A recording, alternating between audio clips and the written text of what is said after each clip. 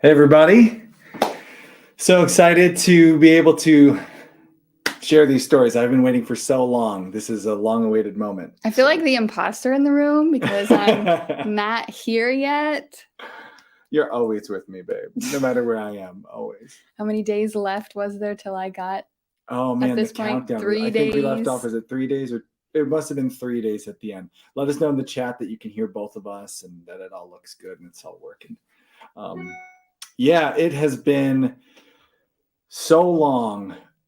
This video actually has been edited for a long time, and this whole experience and journey and all this stuff we've been doing, I have been dying to start sharing. It just hasn't been possible until we got someplace with really good internet.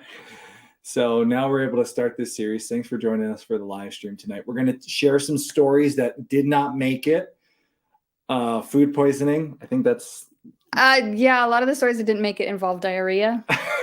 For the obvious reason the camera was not rolling while other things were. Also going to talk about a couple, we saw some questions in the premiere video, so we're going to answer some of your questions. If you have questions, leave them in the chat. We're watching the chat here too. And if you can put them in all caps or tag us at Homesteady so they stand out, we'll get your questions. We're not going to answer questions about the whole experience so far because there's a lot more coming, but anything having to do with this episode or, you know, just generally the off-grid, Alaska off-grid challenge, you know. And the Alaska. next episode is due to come out next. I don't know what your release schedule looks like. Yeah, we're going to shoot for, you're going to slide over, Lily, getting pushed out. We're going to push for 1 a week right now. So stay tuned. Next one's a good one. You get to see my reaction when I see what was referred to by the kids as the dreaded A-frame. So I saw you guys first on Alaska's Last Frontier. Oh, yes. Yeah, we saw Bill. Yep, we were with everybody. So we took 8 days to get to Alaska. Yes. 8 days. Which seemed, you did say, I think in the video, with a small piece, you would be going into Canada. Yeah, that was... Canada, I think, took up how many days of your trip? Oh, so goodness. Huge. Yeah, Canada was a enormous part. And you said the states clicked by, click, but like BC felt eternal. Yeah, especially when you start off driving in the, you know, Northeast where we're at. Those states are smaller. PA, Ohio, and Idaho, they're just kind of clicking off, and they're familiar, right? They're like things that we've seen, and you know, is just okay through. Crossed over the Mississippi River and the other big river, Missouri River. Yep, those two. And that's where it started to feel like we're getting into some Western states. And that was the first couple of days. We had that wildfire smoke approaching, and you know, it was cool to see things were changing. The wildfire thing was like still way off in the distance. And honestly, the trip was pretty, you know, normal and fun. Until about Montana, things started getting crazy, and that's the first like story that didn't make it to the video. We stopped in Montana at a little like farm stand. It was run by, I think, some Mennonites, and this nice little grocery store. They had all kinds of locally raised meat products and you know, pastured beef. And I was just thrilled because we had been on the road for a long time, and we've talked about on the channel before. I have the whole dairy issue that I was dealing with on the way out. So I was not getting fast food. I was kind of cooking a lot of my own food. So to find a grocery store with like food like we raise here on the home, you know, on our homestead, I was just excited. I got a bunch of pastured, you know, pork and beef and all kinds of good stuff. And Mom got some uncured ham, like deli ham.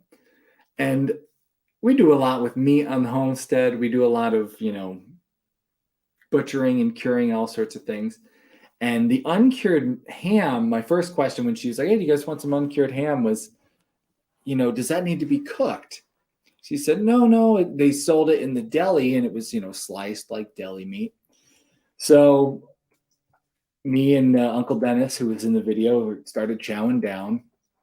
And he was really hungry, and he just like went to town on the uncured ham.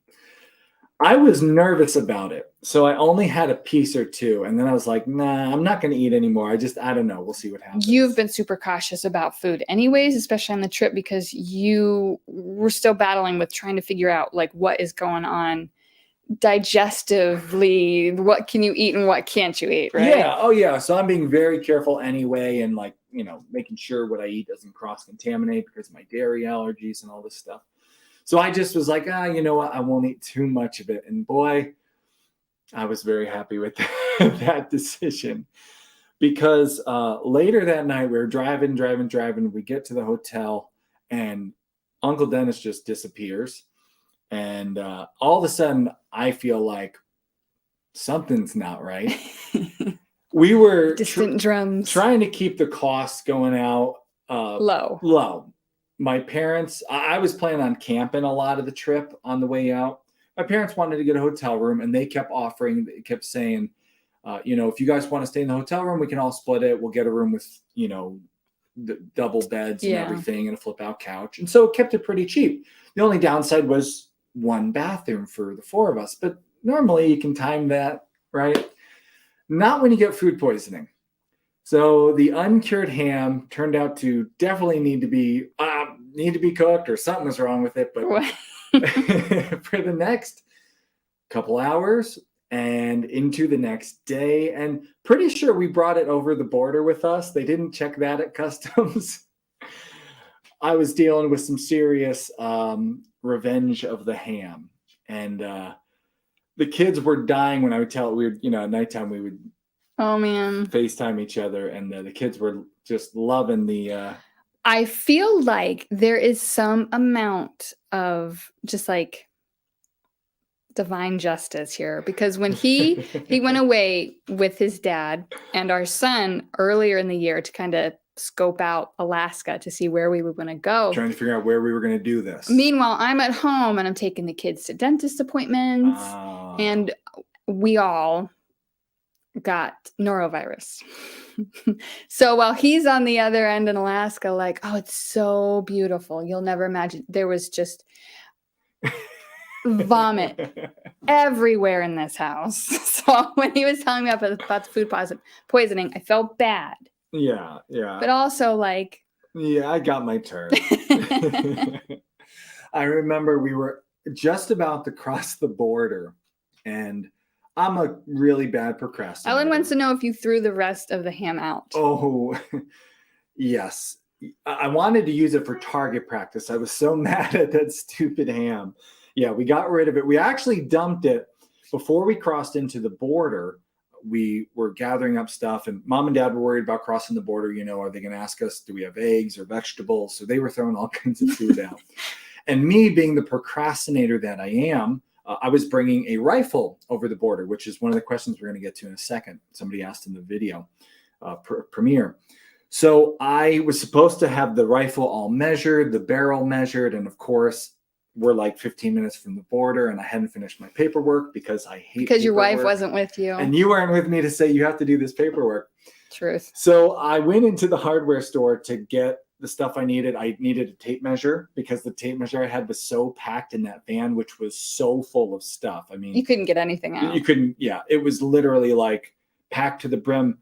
During the drive, the person who sat in the back of the van was just like a face surrounded by luggage. And the poor dog. And the poor pup. Yeah. He was, he was comfortable. He was probably better because he was on the floor, but the person in the back, it was not fun. So I went into the hardware store to buy the stuff I needed, a tape measure, and I got in the line, and I'm standing behind somebody who was taking forever, and the stomach started.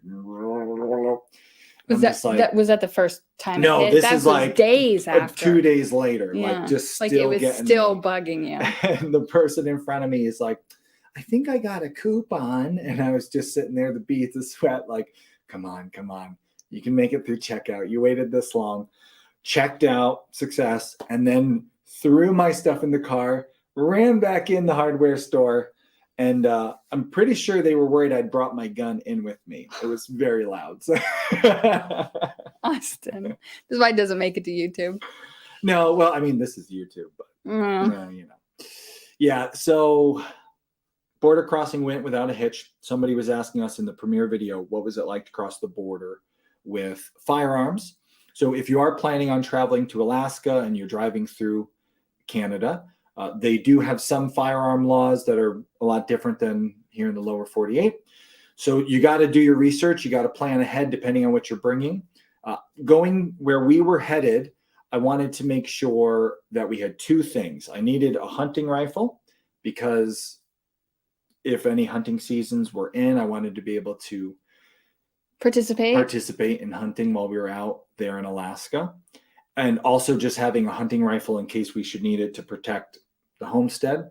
And then I also wanted to have a handgun also for protection because we were in bear country. As you'll see later in this series, there were bears around us on our driveway. We had some awesome prints that we found. So I wanted to make sure I had a handgun for when we would go into the bush. So if we were out walking around, hiking, whatever it was, I wanted to have a handgun. They don't allow that through Canada, what I had. So I had to ship that. You did not. I mean, essentially you shipped it. You shipped it with me. Right. So I had to go through at the airport. Yeah. So we brought that with us in our checked luggage on the plane. Right. The hunting rifle, you filled out your paperwork and got through the border without a hitch. Pretty simple. As long as you do your paperwork and you answer all the questions, it was not a big deal. And honestly, the bigger deal at the border, we were in a caravan, 2 vehicles. So I was ahead, and my parents' truck, they brought their truck as well because they were planning on doing a cross-country trip this year, and it just worked. They were going to drive, home from Alaska. Yeah, so we were like, hey, let's all go together. So we crossed over the border. I went ahead of them. They get stopped, and the border guard said to them, do you have any fresh egg, or do you have any eggs in the vehicle? And I hadn't said that my parents were behind me. The border guard didn't know. I just drove through, gave him my paperwork, and I was through. They said, we might. Oh, no. Or maybe our son does.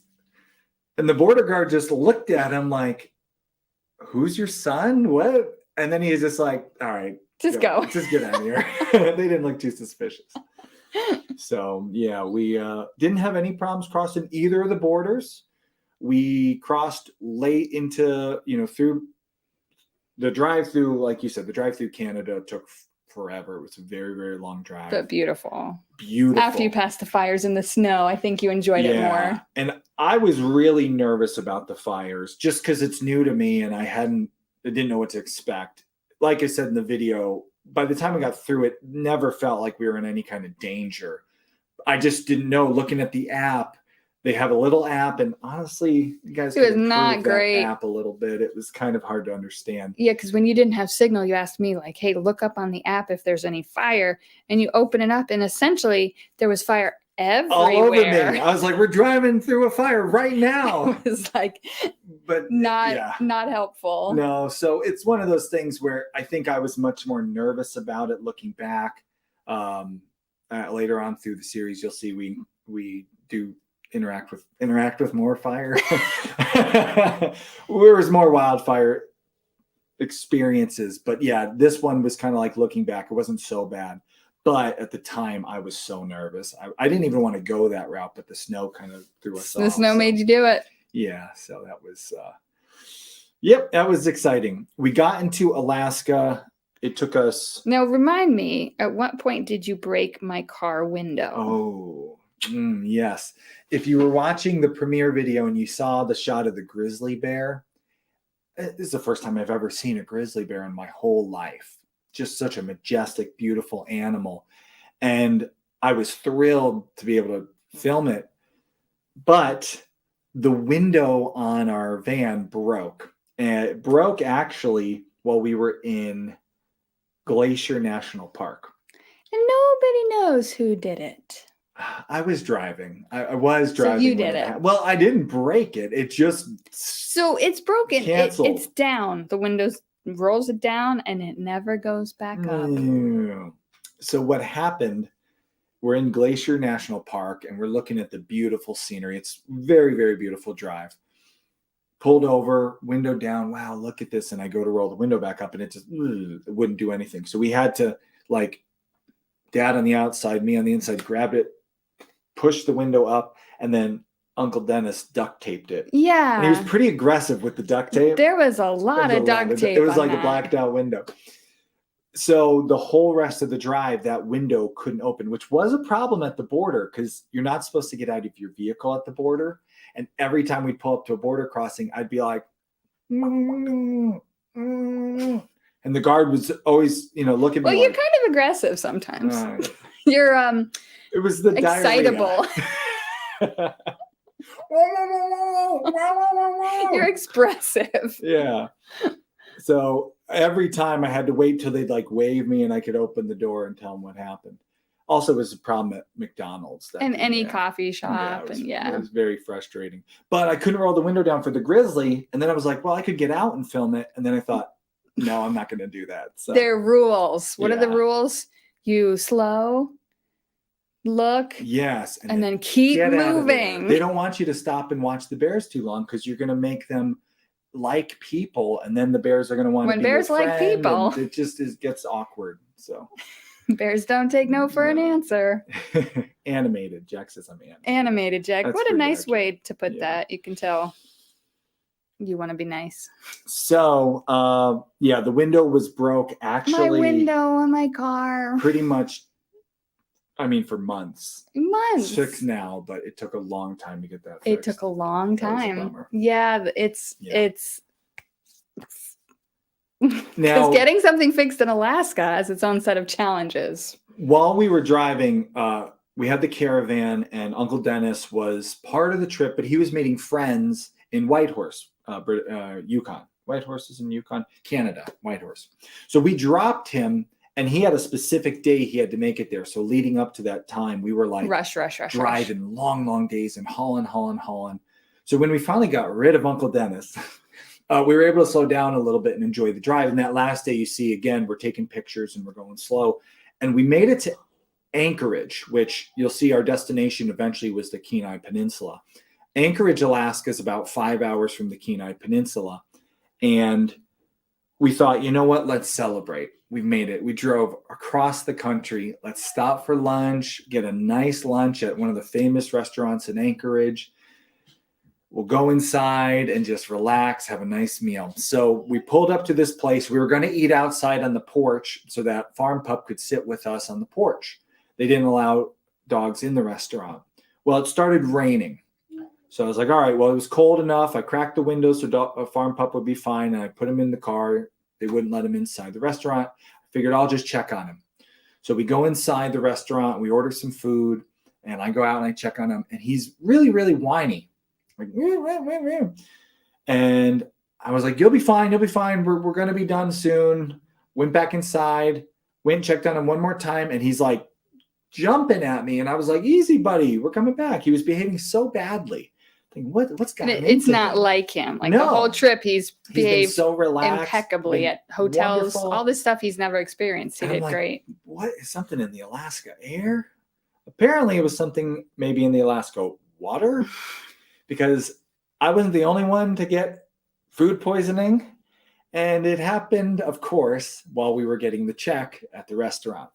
So we're having this nice lunch and we're like, yay, we did it. We drove on. And I'm like, Mom and Dad, this has been great. And you're exhausted because you've been driving till forever. midnight. I'm like, we got 5 hours left. We're going to be there. We're going to get to bed early tonight so we can, go and start working on the cabin.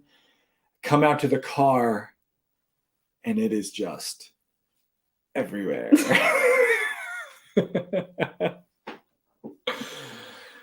Yeah, so just dog diarrhea on the carpets, on the seats, all of our clothes, our beds. Yeah, it was awful. And I'll be honest, it almost brought me to tears. I was so overwhelmed by having traveled so far and just been awake for so long and push. And finally feeling like we're here, and then all of a sudden seeing the car just covered in dog. This is going to get like demonetized. We're talking about diarrhea way too much. It was awful. So I just said, all right, we got to get to a car wash. So we go and we find a car wash. And Nita says, poor dog, he was trying to tell you. He absolutely was trying to tell me. And I was sleepy. I don't know. I was, nah. Anyways, we drove to a car wash and we're in Anchorage. And I'll be honest, maybe if you're from Anchorage and you're watching, comment below. Tell me if you think this is the case. Depending on where you are, wasn't the friendliest city. Mm-hmm. That's what I'll say. Not the friendliest city. I had some great people I met in Anchorage. Really, really friendly. Not this side of town.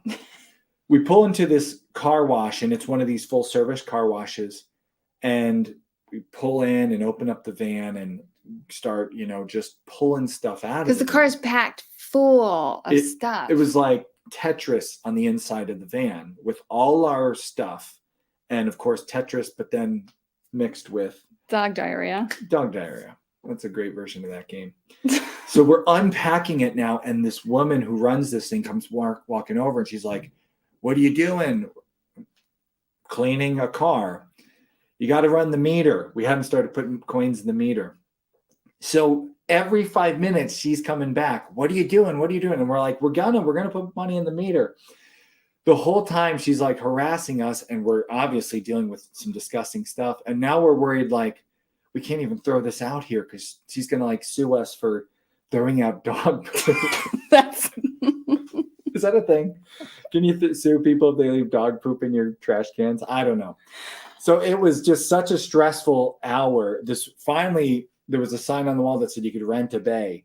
Finally, she walks over. And Dad goes, what do I got to pay you to leave us alone?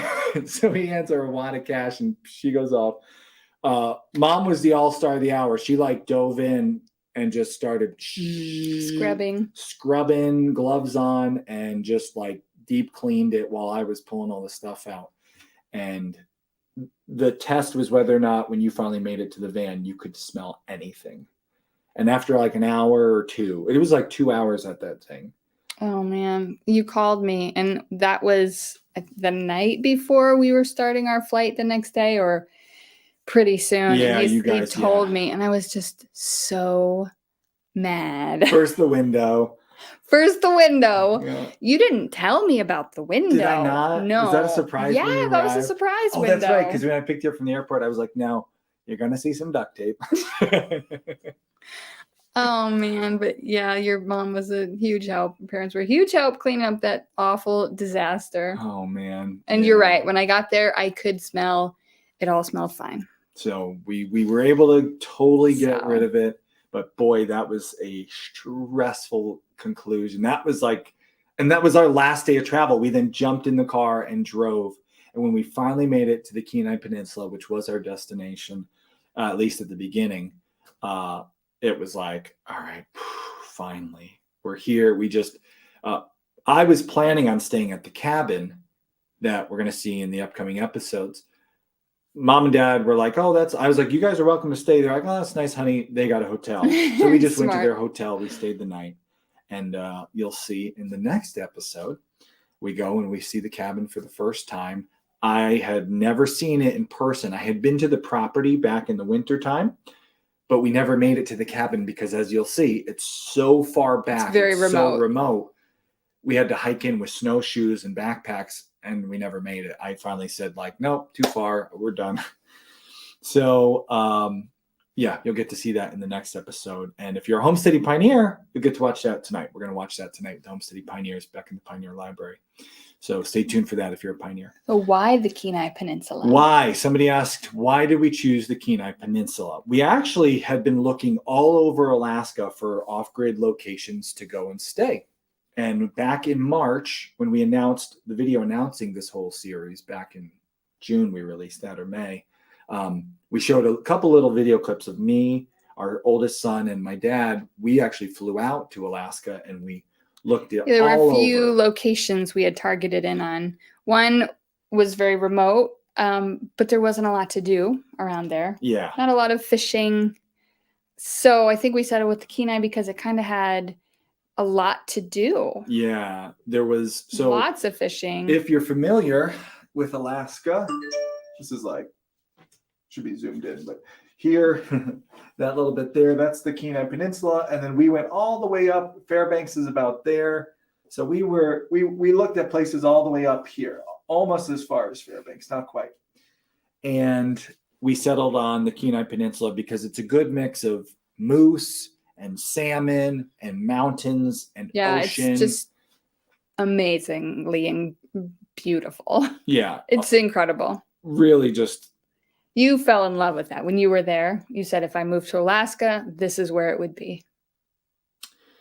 Yeah. And that was in winter. Oh, when we were there the first time. When you were there in March, yeah. When we were there the first time, I was like, no, this is where I'd want to be. Now, our time now off-grid in Alaska, we actually were fortunate. We've been now to Kenai a lot. We've been up to Talkeetna. Seward. We've been to Seward. We've traveled through a lot of Alaska now and gotten to know a lot of Alaska. And, oh man, all these beeps and bops and boops. So it's been really, really, really awesome. We've been able to see a lot of Alaska, spend time with people from different areas, go do different things. And throughout this series, you're going to see all kinds of different areas in Alaska and different places. So stay tuned. It's really just been such an adventure. But where we're going to jump into in the next episode is the Kenai Peninsula. And that's southern. It's the farthest point on the entire United States connected highway system. It's the farthest west. You can drive to a spot on the Kenai Peninsula with a sign that says it's the farthest west that the United States road system goes.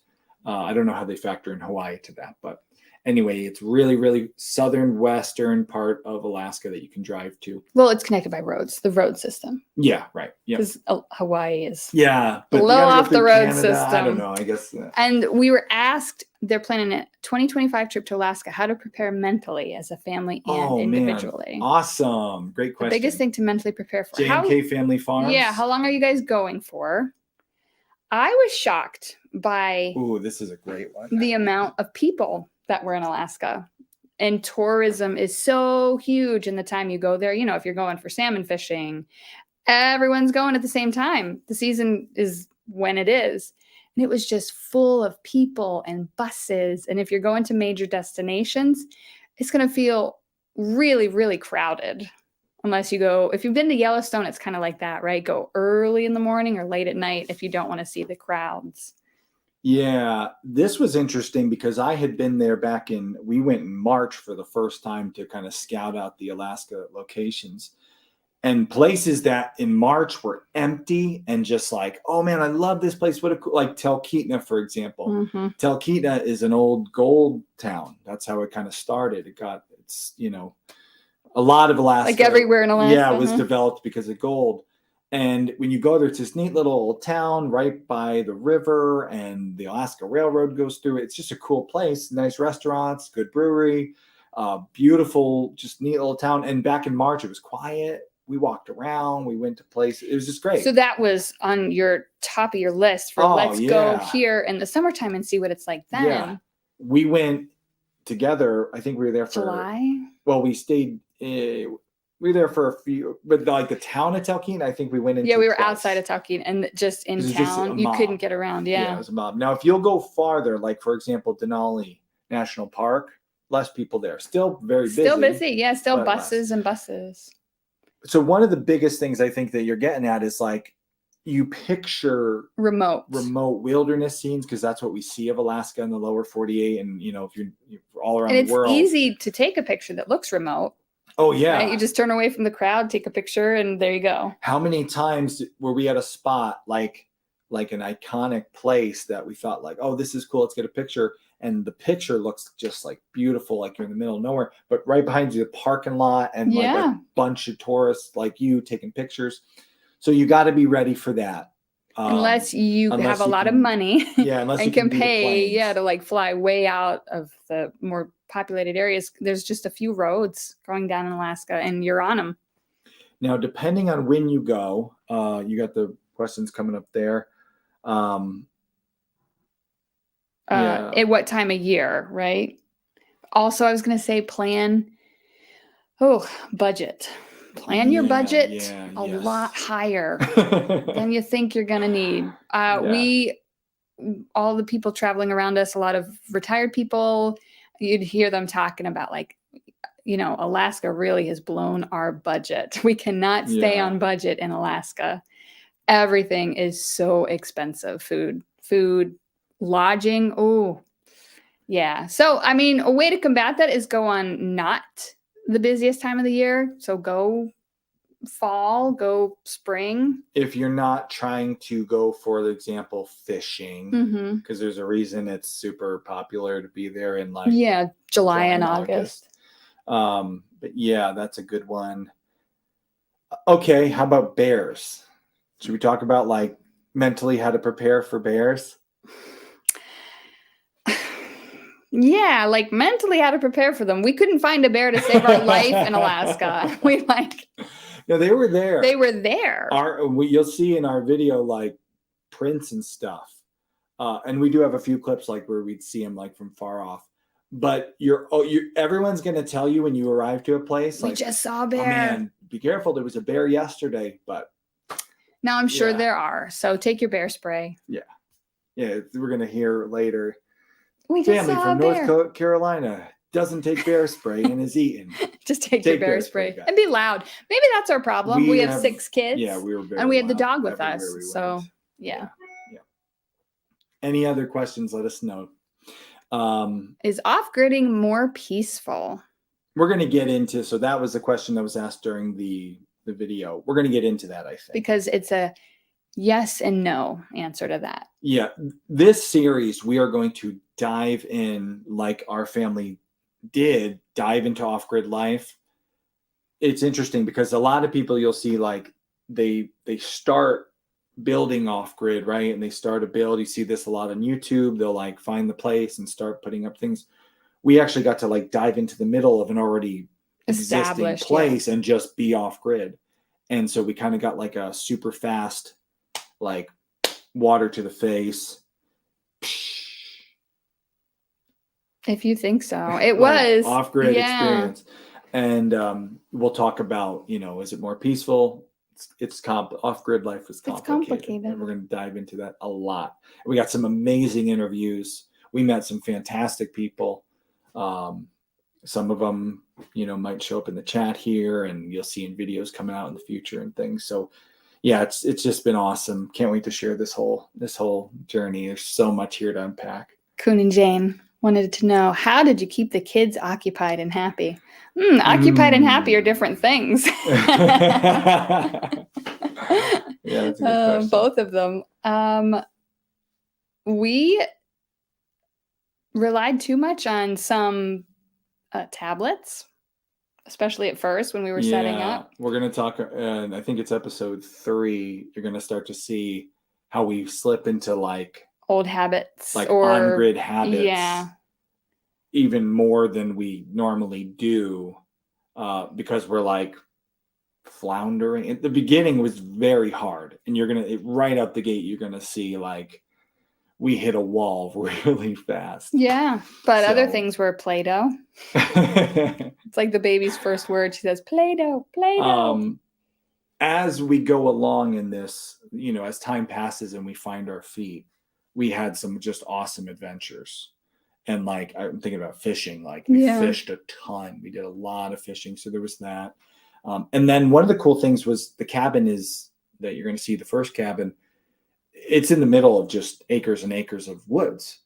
And on the family farm, we don't have woods. We don't have, like, we do, but not like close to the house. We don't have trees and stuff. Yeah, it's cleared. So the kids right away were like really excited to go out and play in the trees and build little forts and stuff. So a lot of that, the biggest challenge was the weather. I mean, you'll see that pretty early on in our videos. We had a hard time in the beginning because the weather this summer in Alaska, the weather was, just stay tuned. Yeah, good job, Alaska. Wanted to teach us a lesson right from the start. Question a couple have asked about ticks. Yeah, ticks. There are no ticks in Alaska. Where we were in Alaska. They say they are coming more in the southerly regions because of the weather getting warmer. But where like we were, Sitka or Juneau? Or? Yes. Okay. But where we were, no ticks. Yeah. It was awesome. I feel like the mosquitoes make up for it. I don't know. What would you rather have, ticks or mosquitoes? Let us know in the comments. That's a tough one. It's a tough one. Ticks or mosquitoes? I guess. At this point, we've treated almost our entire family for Lyme disease, so yeah, that's not fun. But we have friends in more southern regions who dealt with dengue all from the kinds mosquitoes. Of mosquito diseases. Yeah, so that's not I fun guess it either. depends on where you are, what you'd prefer. A lower 48 mosquitoes probably the way to go. Not those big Alaskan ones. Or those South America ones, so. Yep. And are we moving to Alaska permanently? Oh man, stay tuned. I don't know. We talk about that later in the series. This is just the beginning. We're talking about the drive. This is how he is in real life too. To be continued. Wait. Stay tuned. Wait, we can't decide that yet. But it was an amazing journey. Yeah. Well, we have got a premiere of episode 2. Did we cover all the big questions? All the big questions. All right. Ugh, 30 ticks off your cat in Lapland. Ticks are awful. But they say mosquitoes are the state bird of Minnesota, Wisconsin, and Alaska. Yeah. You're gonna. I keep catching myself with just what happens in the next episode. Yes. Like mosquitoes and bad weather and all this stuff. How are the kids occupied? We're getting into all that. So I don't want to give away too much more of what's coming. So we're gonna wrap this episode up. Thank you all for joining us. We're really, really excited to share this series with you. If you'd like this kind of after party with extra stories and Q&A session, we're going to do this with every episode in the Pioneer Library. So we'll have a link in the description and all that for becoming a Pioneer if you can join us for that. And you can do it by the month or by the year. So whichever you prefer. We're going to, at 7 o'clock Eastern time, we're going to be, 45 minutes, we're going to be watching the next episode and doing another Q&A after that on the next episode. So Pioneers, you'll find the link in your email. I sent you a link in the email, or the Pioneer Library. I'll put a link there too if you can't find it in your email. So thank you all for joining us. Can't wait to share this whole series. There's so much, the interviews and the ups and downs of this adventure have just been, it's coming. Like diarrhea. Just coming out. Bad ham. It's coming. Yeah. You just can't stop it. It's all coming at you. All right. You can't do better than that. We'll see you in the next one. Gross. Edit that.